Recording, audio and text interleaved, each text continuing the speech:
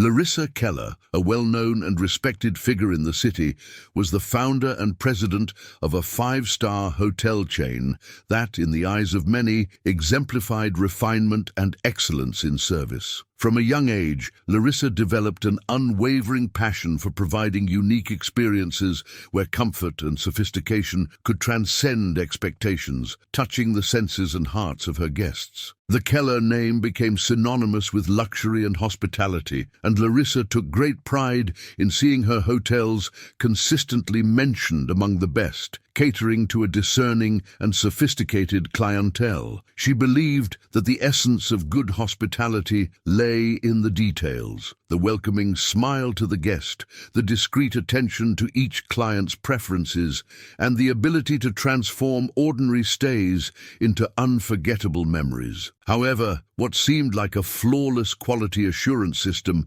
was recently called into question by an unexpected situation. While on a business trip in another city, Larissa received a call from the manager of one of her hotels, informing her that a guest had filed a serious complaint about the service. The complaint mentioned a cold and inattentive service, something that starkly contrasted with the values Larissa believed she had established in her company. This deeply affected her. Although her success brought her much pride, Larissa knew that any failure in the customer experience was a threat to the vision of excellence she valued so highly. How could the service, the hallmark of her brand, be distorted in such a way? Intrigued, Larissa found herself engulfed in a whirlwind of doubts. She had heard stories of business owners disguising themselves to test the efficiency of their services, but had always found this idea somewhat theatrical, almost fictional. Now, faced with that criticism, something awakened within her. Perhaps it was indeed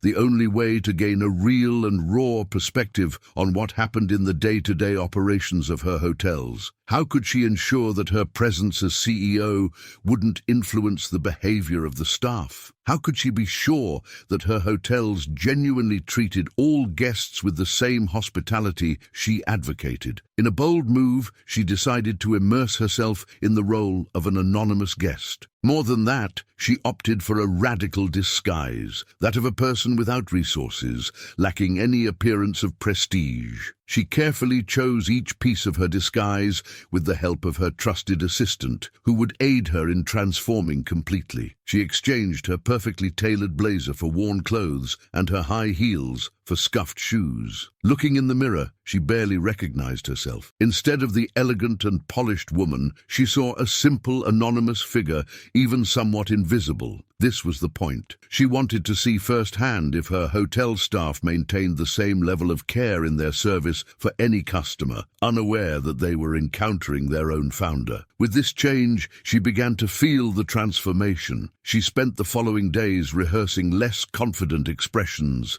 mannerisms that would make her appear like someone with a humble lifestyle. Instead of her usual determined stride, she adjusted her steps to be cautious and hesitant. Every detail was part of her plan. Larissa was determined not only to observe the staff's behavior, but to experience the service as any other person who, without status or wealth, would stay at a Keller hotel. As she finalized her preparations for her mission, Larissa felt a mix of anxiety and curiosity. She knew that by donning this disguise, she would be putting her own vision and values to the test. This experience could bring her uncomfortable revelations, but she believed that if her chain truly rested on empathy and dignity, as she had always proclaimed, that should be evident at all levels of service for all types of customers. This, after all, was her expectation and her wager. The day finally arrived. Larissa, now completely transformed in her new disguise, felt a wave of uncertainty wash over her as she looked at her reflection. She wore simple clothes, her hair hidden beneath a worn hat, and her face without makeup bore a tired expression. It was impossible to identify the elegant figure of the businesswoman that so many admired. As she left her house that morning, Larissa experienced the unsettling sensation of anonymity,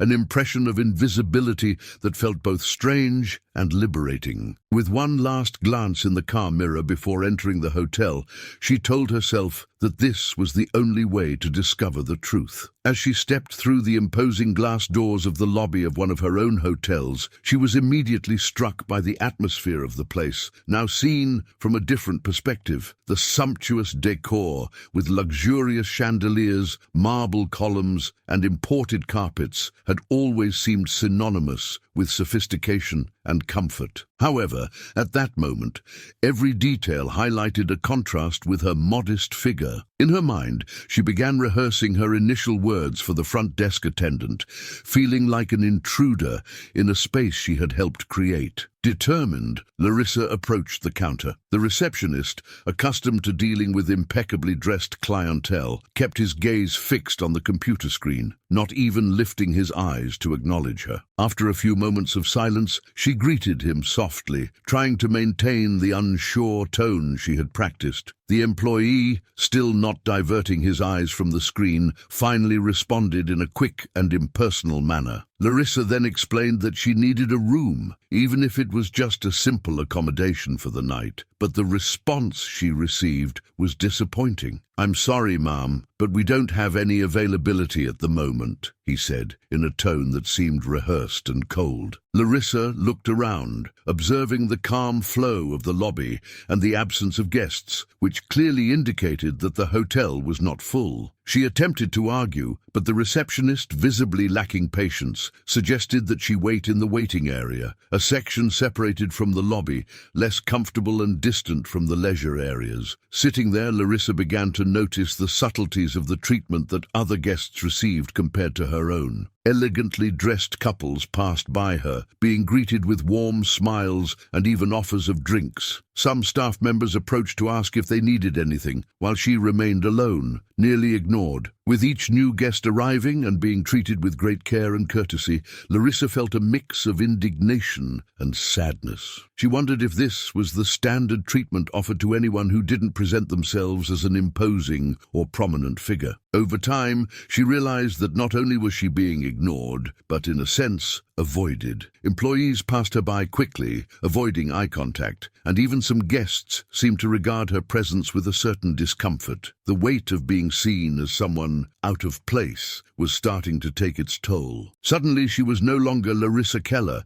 the successful businesswoman, but rather a marginalized figure whose presence seemed to clash with the environment she had envisioned for offering quality and respect. As time passed and Lissa remained in that isolated and uncomfortable area of the lobby, the perception of exclusion became increasingly evident. Sitting in a worn armchair, away from the main hall, she continued to observe the movement around her. Her gaze followed each guest who crossed the grand hall, being welcomed by receptionists with smiles and warm gestures. It was as if each well-dressed person carried an invisible pass that opened doors to special treatment, while she, in her disguise, was relegated to a corner, receiving no consideration at all. In just a few minutes, Lissa began to notice nuances in the environment that she had never perceived before. Some guests were served glasses of sparkling wine or juice on silver trays. Couples were escorted to the elevator with courteous gestures, accompanied by friendly and inviting expressions. A young couple, carrying only a small amount of luggage, was directed to the leisure area, where employees provided detailed information about the spa and pool. Meanwhile, she watched from her corner, as if she were an invisible witness to a carefully choreographed scene. For those who appeared to have status, the hotel transformed into an environment of complete hospitality. But for her, under that disguise, the treatment was cold and indifferent. With each new interaction she witnessed, Lissa felt her indignation grow. From the very first moment the receptionist informed her,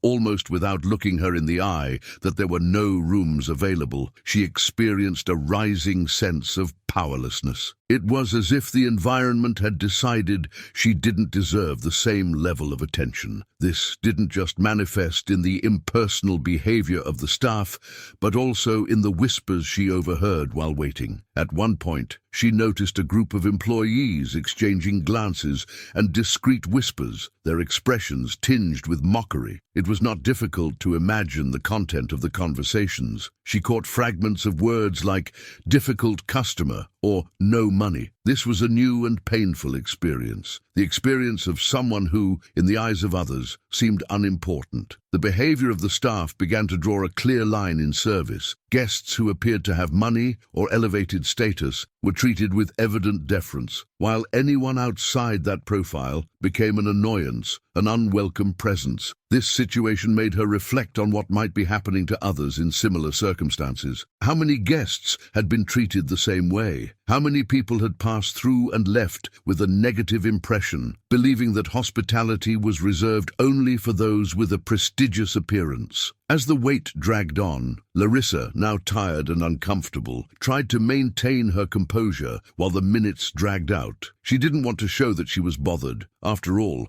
her intention was to observe the treatment and reactions of the staff without drawing attention to herself. However, the longer she waited, the more uncomfortable she felt with the cold and impersonal attitude of those who, under other circumstances, would be working under her command. The contrast between what she imagined to be the reality of her hotels and what she was witnessing was brutal. At one point, a cleaning staff member passing by seemed to notice her presence with a curious glance but hesitated to approach. Larissa thought that perhaps she was the only person there who showed any genuine interest, even if it was just out of curiosity. Unlike the receptionists, who clearly avoided any form of contact, that staff member seemed at least intrigued by her figure. Still, she said nothing and continued her work, moving away shortly after. As time wore on, Larissa began to feel even more uncomfortable and excluded. The impersonal interactions she witnessed reinforced the feeling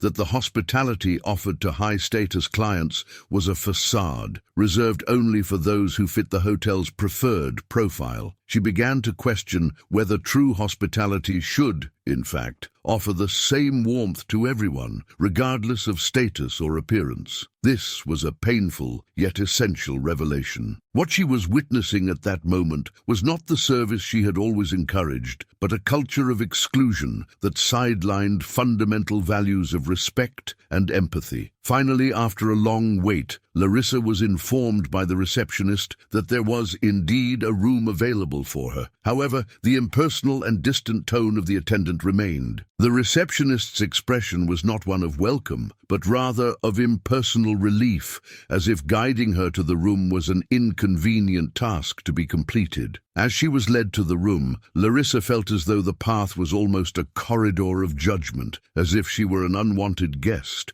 who needed to be quickly accommodated to avoid disrupting the hotel's impeccable appearance. Upon entering the room, Larissa felt a wave of relief mixed with growing disappointment. She settled into an old, worn armchair, observing the environment that had been assigned to her. The room was functional, but far from the luxury standards her chain promoted. Although the walls were clean, they bore signs of wear, and the furniture was basic and lacking charm. Instead of the comfort and sophistication that were hallmarks of her hotels, the space exuded a feeling of neglect, as if it were a makeshift accommodation for someone who, in the eyes of the staff, didn't deserve the best. Sitting in that environment, Larissa began to process everything she had experienced up to that point. With each new thought, her frustration grew. Her experiment was only just beginning, but it had already provided her with profound insights into the culture that had taken root in her own hotels. Far removed from what she had always believed and defended, she was beginning to realize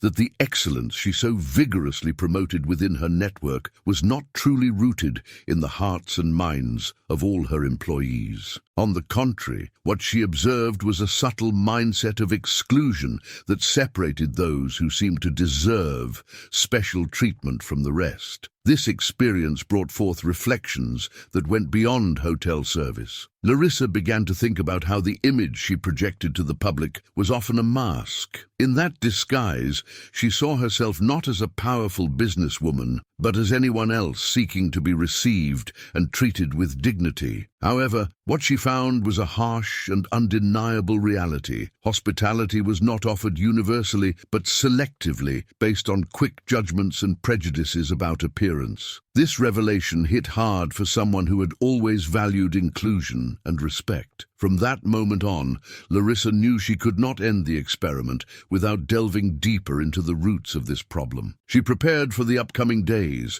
intending to investigate more thoroughly the dynamics of service, not just in the lobby, but in other areas of the hotel as well. With each reflection, her determination grew. The thought that so many people, possibly in situations similar to hers, might be experiencing the same unjust treatment reinforced her desire to change that reality. Deep down, she knew that to transform the culture of her hotel, she would need to dive even deeper, confronting uncomfortable truths and challenging practices that had until then seemed invisible to her eyes. In the silence of the modest room where she was staying, Larissa sat on the edge of the bed, lost in thought. Her mind replayed every detail of that humiliating experience as if she were reliving it all over again. Throughout her career, she had prided herself on building a legacy of excellence, creating environments where people could feel valued and respected. But at that moment, all she could think about was how the reality she observed felt like a betrayal of those ideals. How could the staff treat a guest with such disregard and coldness? What had happened to the principles of hospitality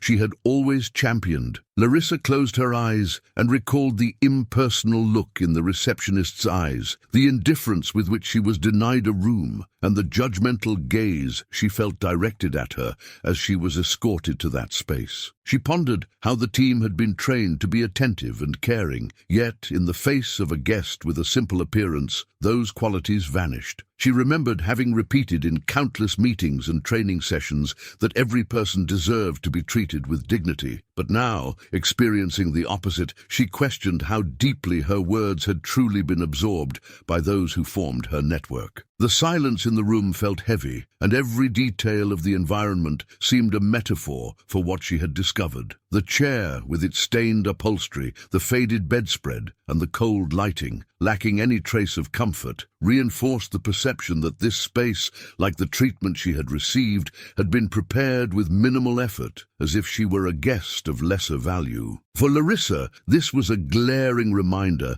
that the experience she so treasured was being compromised by a culture of service that favored the superficial. She wondered, did all customers who didn't appear luxurious go through this kind of experience? Larissa tried to understand how a perception of value based on appearance and status could have infiltrated her hotel network so deeply. She began to consider that perhaps the very structure of how service was planned and trained was contributing to this failure. What if, instead of focusing on the importance of customer satisfaction, the staff had learned to associate good service only with those who seemed to deserve it? The businesswoman began to connect memories of her periodic visits to the hotels with what she was experiencing in that moment. It was common for the entire staff to mobilize in a high-performance operation when she announced her arrival. Supervisors were notified in advance, the best attendants stood by, and every detail of the hotel was meticulously checked. She remembered how each receptionist, manager, and even housekeeper strived to meet every detail. But now, as she thought about it, Larissa understood that this might create a false sense of excellence. The differential treatment was a response to her presence as the owner, not a genuine daily practice. It meant that her hotels were islands of perfection only under strict control. But out of her sight, the situation seemed very different. The contrast between this idealized image and what she had just experienced made her feel betrayed, as if the entire foundation of her brand were an illusion. She also began to reflect on how her position might be distorting the perception of reality within the hotel. As the founder, Larissa rarely found herself in situations where she was just an ordinary guest. Her presence, in a way, caused the true essence of service to disappear, replaced by a performance carefully staged to impress her. Still seated, Larissa looked around the room once more. She felt like she was in a parallel universe where the layers of luxury, impeccable decorations, and exclusive services she had built were reduced to a cold, impersonal treatment. Perhaps that was why that experience felt so devastating.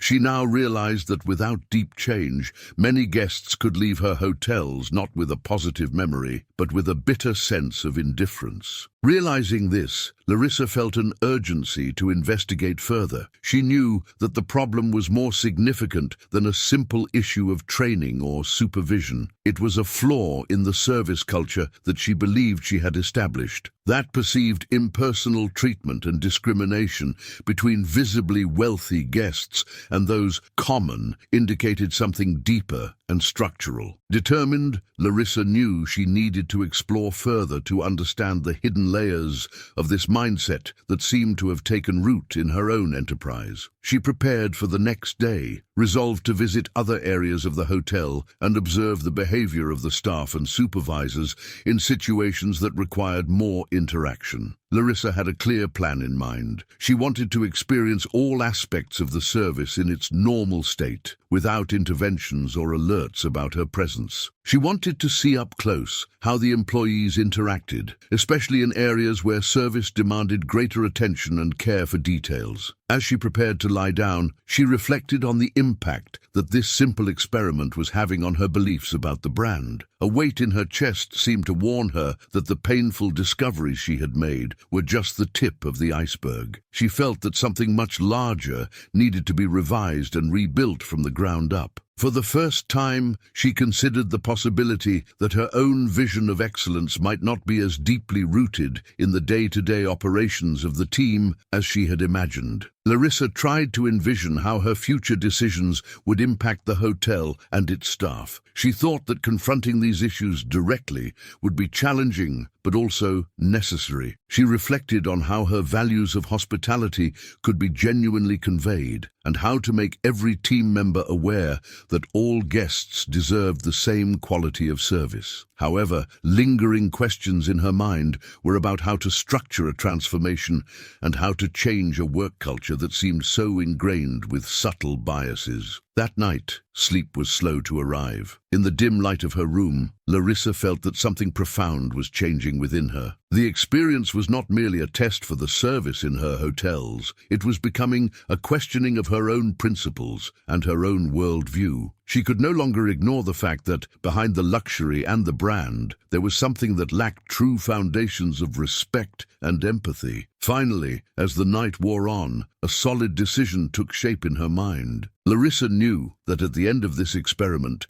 she would have to promote a radical transformation that not only addressed service practices, but also the perceptions, beliefs, and motivations of the team. For this, her approach could not be superficial. She needed to understand what motivated people to treat some customers with deference and others with indifference. As she fell asleep, her last thoughts were a mix of apprehension and hope. She knew that what she would face in the coming days would not be easy, but she was convinced that in the end she could build something true, solid, and worthy of what she had always dreamed for the Keller hotel chain. Determined to deepen her investigation and understand every detail of that service culture, Larissa began the next day with a new plan. She dressed in the same disguise and left her room with the intention of exploring other areas of the hotel where guests typically interacted more with the staff. She had a mental list of areas she intended to closely observe: the restaurant, the pool, the spa, and the hotel bar. Each of these spaces symbolized the essence of the hospitality experience she had built, and she needed to know if the values she championed were genuinely being practiced there. Her first stop was the restaurant. As she approached the entrance, Larissa noticed the refined atmosphere, decorated with perfectly set tables,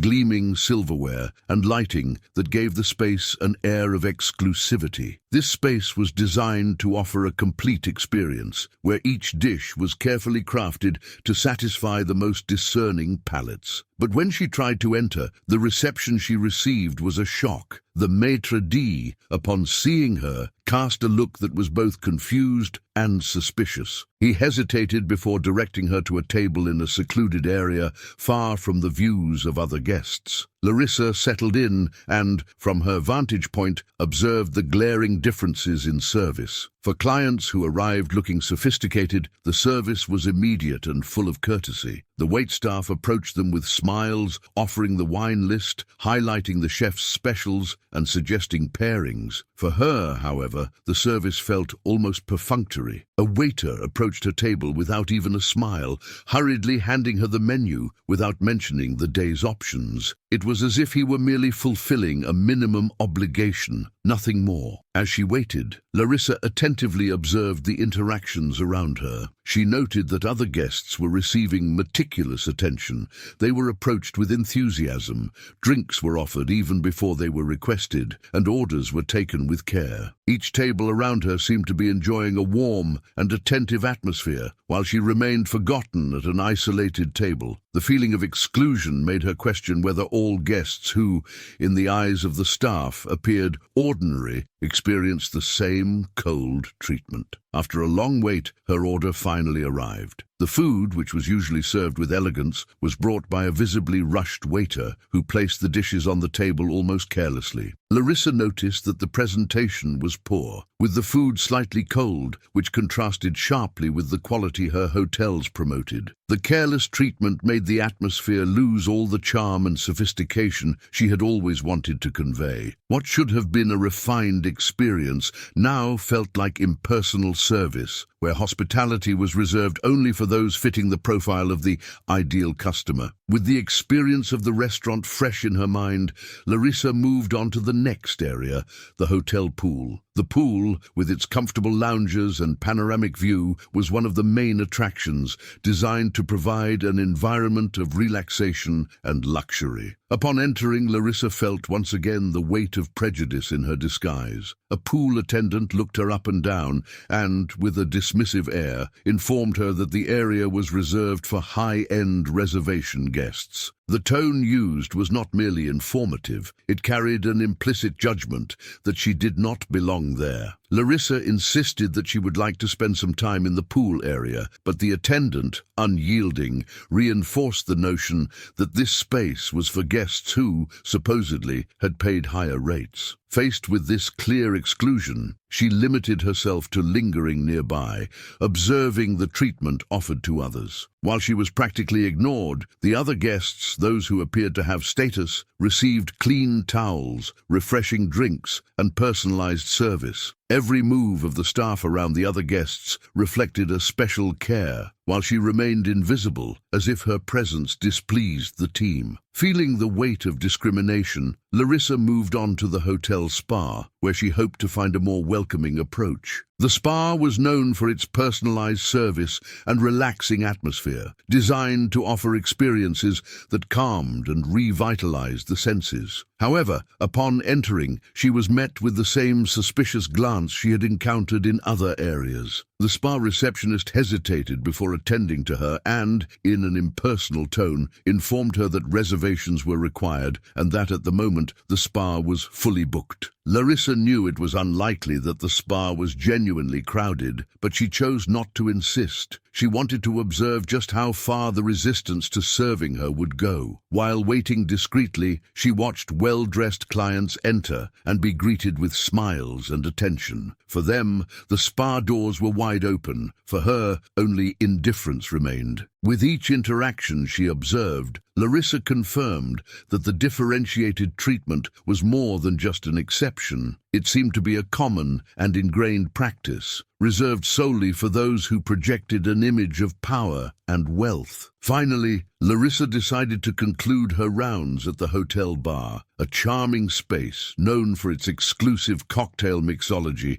and refined atmosphere. As she approached the counter, the bartender cast her a look similar to those she had received in other parts of the hotel. With an expression of impatience and visible discomfort, he simply informed her that the bar was a preferred space for guests with reservations or for those who had a high consumption standard. Lissa then felt she was confronted with an invisible yet impenetrable barrier, separating true hospitality from a facade of exclusivity based on quick judgments. Each experience at the restaurant, pool, spa, and bar reinforced the same reality. Hospitality, which should be a universal value, was offered selectively. Lissa understood that the situation required more than just training adjustments. She needed to confront a cultural issue, a deeply rooted mindset that ensured full service was only extended to those who met an appropriate profile. The staff, unknowingly, had transformed the promise of unconditional welcome into a game of appearances, where people were classified and treated based on their clothing, attitudes, and ultimately, their looks. At the end of that exhausting and revealing day, Lissa returned to her room with a mix of frustration and clarity. What she had witnessed was a profound failure that would require more than superficial training or direct orders. It would demand a transformation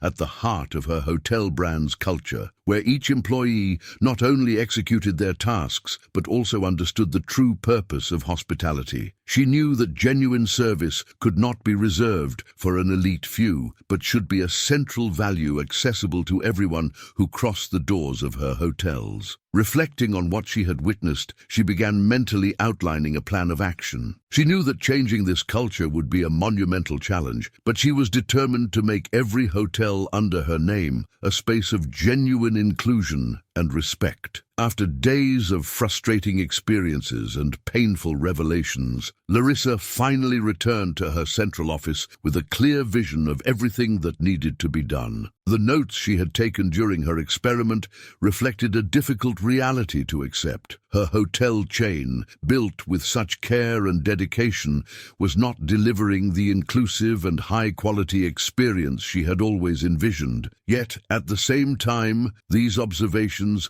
formed the basis of a solid plan that was beginning to take shape in her mind. It was time to transform what she had observed into action. Lissa began sketching her plan with unwavering conviction. The first step would be to address training issues, but in a completely new way. She knew it would not be enough to reiterate standard service guidelines or reinforce old manuals. The change would have to be profound, treating service as a human and empathetic value rather than just a set of automated tasks. To achieve this, she decided to hire consultants specializing in human behavior and empathy in service, believing that a new perspective would be crucial for promoting the change she envisioned. The first training would be entirely focused on building a mindset of inclusion. Lissa wanted employees to understand that the goal of every interaction should be to create a moment of true welcome for all guests, regardless of their appearance, status, or behavior. To create this transformation, the training was planned in intensive modules that would include not only theory, but also practical exercises in perception and interaction. Lissa suggested that employees experience, even if only for a few minutes, a scenario where they were treated with indifference so they could feel firsthand the discomfort of a cold and impersonal treatment. But Lissa knew that training only the frontline staff, such as receptionists and waiters, would not be sufficient. The change had to start from the top, so she included managers and supervisors in the process. In initial meetings, she made it clear to the leadership that the new service philosophy should be adopted as a personal and daily value. Each supervisor would need to commit to monitoring the attitudes of their teams and ensuring that the new standards were genuinely applied. To reinforce this directive, Lissa established an open-door policy. Any employee could speak directly with upper management about problems, challenges, or suggestions without fear of retaliation. She wanted to foster an environment where respect was mutual and communication was fluid, without barriers. As the training was being planned, Lissa also addressed a central concern: valuing employees. During her experimental days, she had noticed that many of them were demotivated, performing their tasks mechanically without the slightest enthusiasm. She knew that to provide genuine service, it was essential for the team to feel valued and recognized. Therefore, alongside the training, Lissa developed a recognition and incentive program. This recognition program would reward not only employees who excelled in customer service, but also those who demonstrated commitment to the philosophy of inclusion. Each month, in every hotel, there would be a ceremony to highlight the professionals who best reflected the company's values. The recognition would include not only a symbolic award, but also financial bonuses, so employees felt concretely rewarded. Additionally, Lissa created a mentorship program where high-performing employees could receive direct guidance from leadership, giving them the opportunity to learn and grow within the company. She also recognized the importance of establishing a new guest feedback structure. Until then, the hotels relied on standard evaluation questionnaires where customers could share their impressions. However, Lissa realized that this model was insufficient. She needed a more direct and detailed system that could capture nuances often overlooked.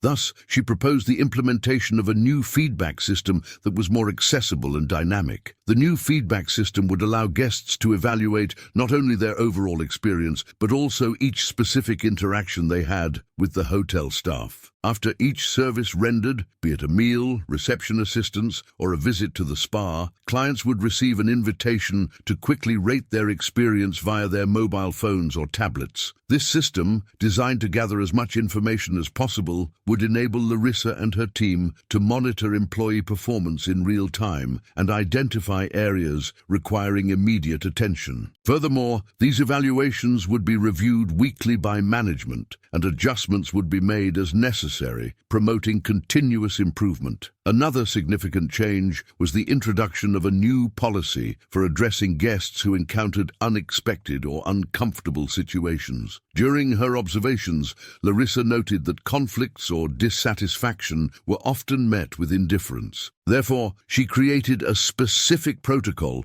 to ensure that any guest expressing dissatisfaction would receive heightened attention. She trained the staff to have the autonomy to offer immediate solutions in such cases, such as room upgrades, special discounts, or even a sincere apology accompanied by a complimentary drink. This protocol aimed to swiftly turn around any negative experience, demonstrating to the guest that their opinion was respected and valued. Another aspect Lissa included in her plan was the establishment of an internal hospitality committee. This committee would consist of employees from various departments, such as reception, housekeeping, kitchen, and maintenance. Each month, the committee would meet to discuss the progress of the new practices and any challenges faced. Lissa believed that by giving a voice to all departments, she would foster a culture of mutual respect and cooperation. The committee would play a crucial role in bringing forth suggestions and sharing insights from those who directly interact with guests, facilitating communication across all levels of the hotel. In addition to these internal changes, Lissa recognized the need to implement social responsibility practices. She wanted her employees to understand the value of each person, regardless of their social situation. Therefore, she promoted a partnership between the hotel chain and local support institutions for vulnerable individuals. The idea was for employees to voluntarily participate in community programs, helping those in need. This closer contact with the realities of different people would have a profound impact on the team's perspective, fostering empathy and humanity in their service. Lissa implemented these new practices with a spirit of renewal. She knew many of these changes would require time and patience, but she firmly believed the transformation would be deep and meaningful. As training progressed and the feedback system came into play, she closely monitored the results, observing with satisfaction the first signs of change. Some employees, previously disengaged and demotivated, began to show renewed commitment, approaching their roles with enthusiasm and pride. The culture of exclusion she had witnessed seemed to be finally finally beginning to reverse. The recognition program quickly yielded positive results. Employees who were acknowledged for their excellent service felt valued and motivated, and this motivation reflected in their interactions with guests. At one of the award ceremonies, an emotional employee thanked the opportunity to be recognized and expressed how that moment gave him a new sense of purpose. For Lissa, witnessing these transformations was a clear sign that she was on the right track. The culture of constant feedback also began to have a transformative effect. Guests, aware that their opinions were valued, became active participants, leaving comments and suggestions that were analyzed weekly by the team. Over time, the number of compliments increased while criticisms diminished, indicating that the shift in service culture was indeed making a difference. Lissa felt proud to see that the environment, previously marked by coldness and exclusion, was starting to become a welcoming and inclusive space. Meanwhile, the hospitality committee met regularly to discuss experiences and propose new ideas. Lissa made a point of attending some of these meetings, listening directly from employees about the successes and challenges they encountered. By giving workers a voice, she encouraged a culture of collaboration, where each team member felt like an essential part of the company's success. The following weeks brought the first fruits of all the effort and changes implemented. Each day, Lissa closely monitored the impact of each new practice and felt hopeful. The atmosphere in the hotels began to change. There was a tangible lightness in the air, a new energy coursing through the hallways, and a renewed enthusiasm on the faces of the employees. Returning long-time guests commented on the subtle yet evident changes in service. And for Lissa, these small signs were proof that the transformation was indeed taking root at the heart of her hotel chain. One of the first indicators of success was the new feedback system. Previously, evaluations were static and generic, but now, with the digital system allowing for more direct and specific interaction, guests felt comfortable detailing every aspect of their experience. One Monday morning, while reviewing the feedback dashboard, Lissa came across a review that deeply moved her. A customer described how, during their last visit, they had noticed a clear difference in how they were treated. They mentioned the kindness of a housekeeper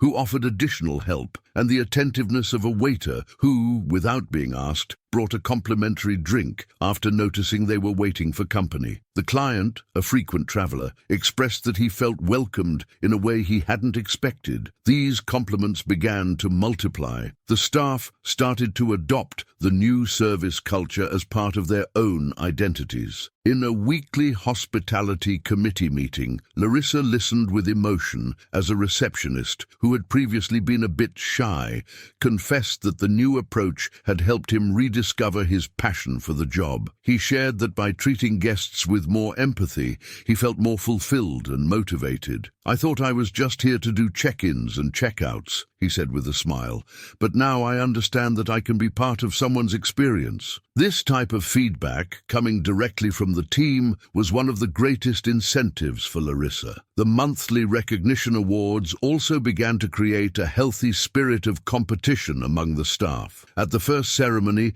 Lissa presented awards to employees who were praised in the new feedback system and highlighted the importance of each person's role. One of the awardees, a young attendant in the leisure area, received the prize with surprise. He was known for being efficient but reserved, and few knew about the attention he dedicated to detail. Throughout the month, he had helped elderly guests get more comfortable by the pool and provided detailed guidance to a family with children. The recognition of his actions was a surprise to him, but also a reminder to everyone that the new hospitality culture valued every gesture, no matter how small it might seem. As these positive changes took shape, Lissa noticed that practices of communication and openness were also yielding results. The hospitality committee, created to bring together employees from different sectors, became an active and productive space for discussing improvements. In one meeting, the restaurant supervisor brought up a practical suggestion: to develop specific training so that the team could learn to assist customers during waiting times. He mentioned that, following the new courtesy courtesy protocols,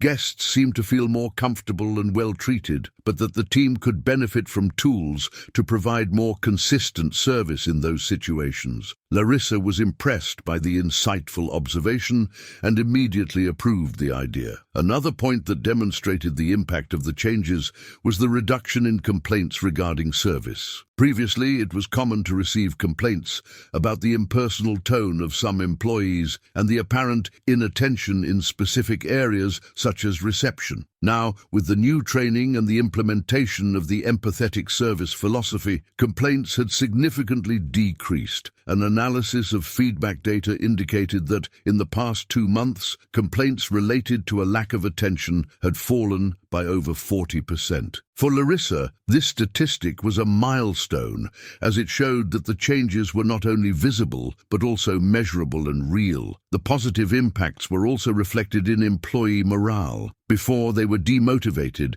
and performed their tasks mechanically. Now, they displayed a renewed pride in their work. In one of the informal gatherings organized by the hospitality committee, a housekeeper who had worked for the chain for over 5 years said that for the first time she felt part of something bigger. She explained that until then, she always considered her job a simple, unimportant function, but now she saw value in how every detail of her work affected the guest's experience. "I realize that what I do matters," she said, visibly moved. The new continuous feedback system also brought surprises. It allowed Lissa to discover hidden talents within the team. Employees who had previously gone unnoticed began to stand out. One such case was Jamie, a cleaning staff member who demonstrated a unique sensitivity in dealing with guests. Feedback comments frequently mentioned Jamie, highlighting his kindness in offering help, suggesting paths around the hotel, and even stopping to chat with guests who seemed to be alone. Recognizing the value Jamie brought to the team, Lissa decided to promote him to a hospitality ambassador role, where he could inspire other employees to adopt the same empathy and attention. As time went on, Lissa also began to notice the impact of the social engagement fostered by the new practices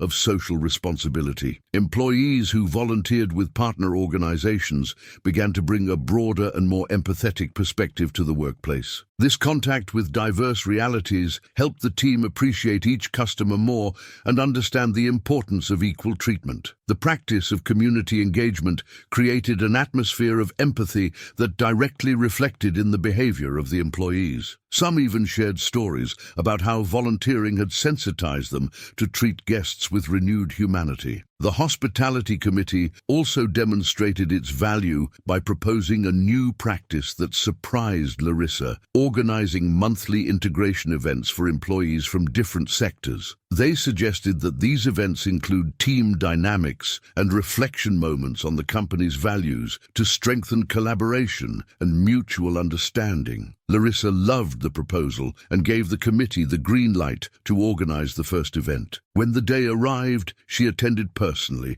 and was delighted by everyone's enthusiasm. At the end of the event, employees from different departments expressed how those gatherings made them feel like part of a family, reinforcing the importance of working together toward a common goal. Even with all these advancements, Lissa knew that transforming an organizational culture doesn't happen overnight. There was still much work ahead, but the initial results motivated her to continue. For her, every small progress was a victory, and every engaged and motivated employee represented a success. Now, her next step would be to ensure that these advancements were not just fleeting moments, but part of a lasting change that would permeate the entire hotel chain. In a follow-up meeting with the leaders of each unit, Lissa emphasized the importance of continuity. She spoke about the value of cultivating a culture of empathetic hospitality every day, not just during training sessions. "It's not just what we do, but how we do it," she declared. "True hospitality is not measured solely by the compliments we receive, but by the experience we provide to every person who walks through our doors, regardless of who they are." These words were met with nods and smiles, a confirmation that her message was being heard and understood. For Lissa, the journey to this moment was proof that no matter how challenging,